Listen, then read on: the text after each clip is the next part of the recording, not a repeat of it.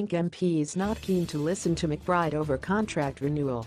ANC MPs are not keen to hear independent police investigative Directorate Ipid boss Robert McBride, who is at loggerheads with Police Minister Bheki Cele over the renewal of his employment contract, which comes to an end next Thursday.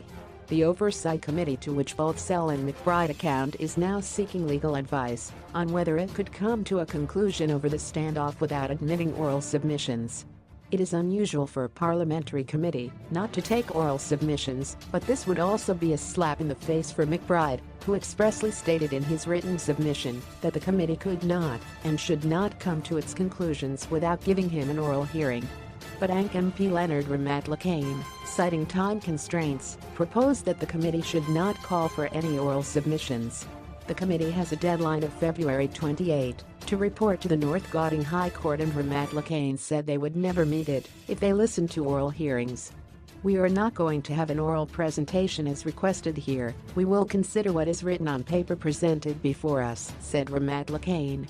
He said it was provided in the rules for a committee to make its own arrangements. In his written submission, McBride wrote, "I have consistently maintained that in the current circumstances my right to be heard includes a right to be given an oral hearing." McBride claims that Cele's determination not to renew his appointment is based on political considerations. He said if the parliamentary committee were to confirm Cele's recommendation and his contract is not renewed, there is an undoubtedly risk that several high-profile and politically sensitive investigations would be impeded or obstructed. McBride further stated that, if he left his position, Cele may appoint someone that is sympathetic to his own political interests and that of his allies.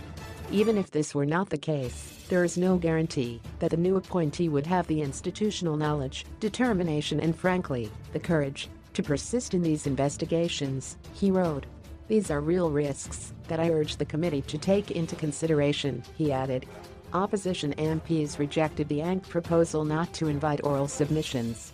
"What harm would it cause to call people in? What if you got specific questions for the person?" asked IFP MP Mzamo Buthelezi. The DA's Cele warned that the proposal was not going to fly, describing oral interaction as a key mechanism in the nature of parliamentary oversight. "We said we are not going to preempt the outcome. We are going to cross bridges when we get to them, and we are going to give ourselves space and time to be substantive and comprehensive. Now there is a proposal for a very clear and concrete exclusion of a means to conduct that process. There is a contradiction there," said Mbel, while his DA colleague Diane Kohler-Bernard warned that any misstep, however minute, will end up in court. ANC MPs were adamant that oral submissions would delay the process, but that legal advice would be sought over the weekend on how to proceed. "We don't want to turn the portfolio committee into a courtroom. There is time for that. We work according to a mandate given to us and not to a mandate given to us by Ipid," said ANC MP Livhihani Mabija. Among documents that MPs want to study to help reach a conclusion on the matter are copies of McBride's application letters for the positions of National Commissioner of Police, Head of the Directorate for Priority Crime Investigation and Head of Crime Intelligence. They also want an update on his security clearance and outcomes of annual performance assessments since he took office in 2014. Yeah.